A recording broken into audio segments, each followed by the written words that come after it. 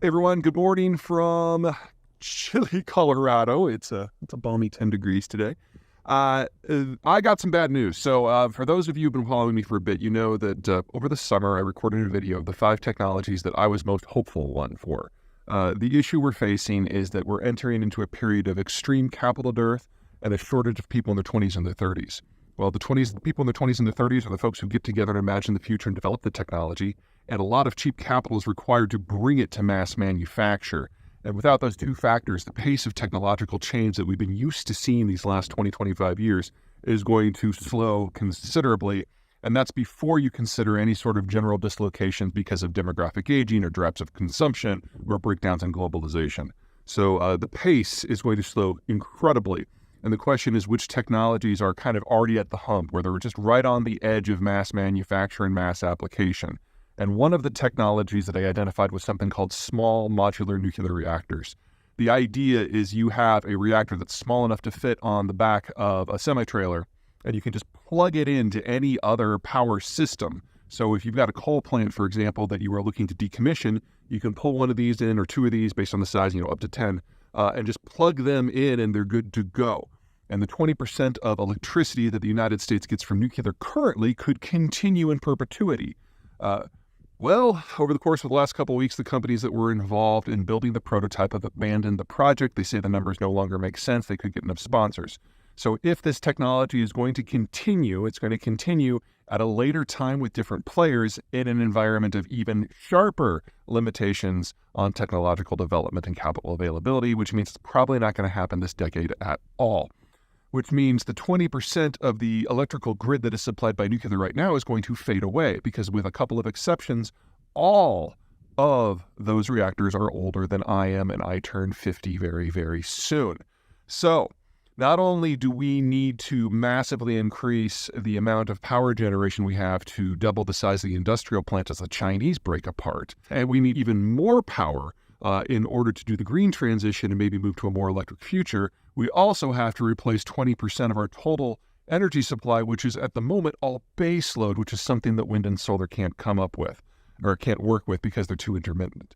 So we just saw our overall challenge for the next decade become inordinately more difficult unless, of course, someone picks up this technology very, very soon. Sorry. All right, bye.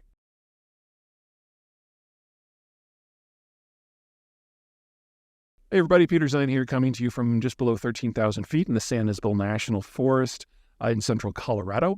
I am just below the saddle between Mounts Sherman and Sheridan, which are a low 14er and a high 13er, both Centennial Peaks here in Colorado. This area is rich with Colorado mining history dating back to the 1800s gold rush. So I thought today it might be a great time to talk about the new gold, and that would be lithium.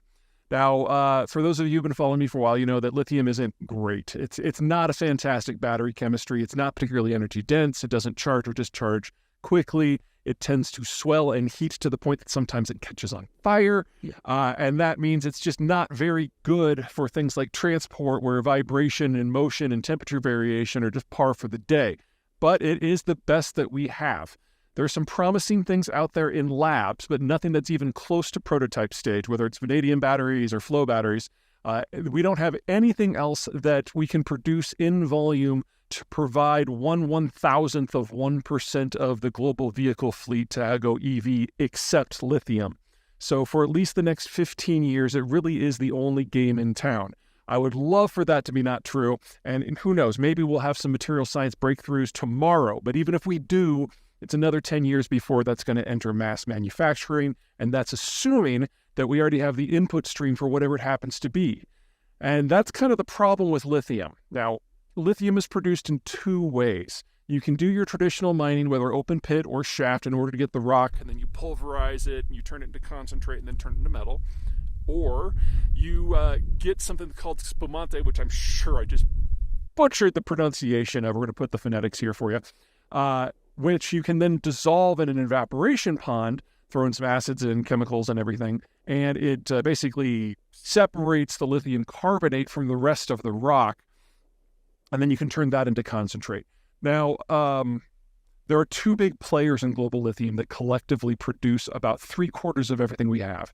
The first country is Chile, where they produce it via that evaporation technique high in the Atacama Desert, where the desert really helps with the evaporation. And unfortunately, their expansion plans have kind of stalled because they're in the process of trying to nationalize their industry. Now, overall, it'll probably be a good thing in the long run because it'll be a more compact, sustainable supply chain closer to American and European consumers, less dependent on having to get processing done in China. These are all good things, but they don't happen for free and they don't happen for overnight. And Chile is a country with under 20 million people. So simply the labor in this very, very remote region is going to be a challenge for them. It's a 10 to 20 year process. And that's 10 to 20 years where Chile's participation in lithium production is probably going to stall. Australia, primarily rock mining, is expanding as fast as they can. But rock mining takes a little bit longer to bring online than evaporation mining, or evaporation purification, I guess would be evaporation processing. There we go. So you're not looking at the Australians probably being able to double their output within the next 10 years. Well, within the next 10 years, the world needs at least 18 times as much lithium. So lithium is going to go from the fuel source of the future to something that is a more precious commodity, which is going to shape everything in the electricity space. And if we're going to try to electrify transport, shape everything in the transport space too. There are no good solutions here.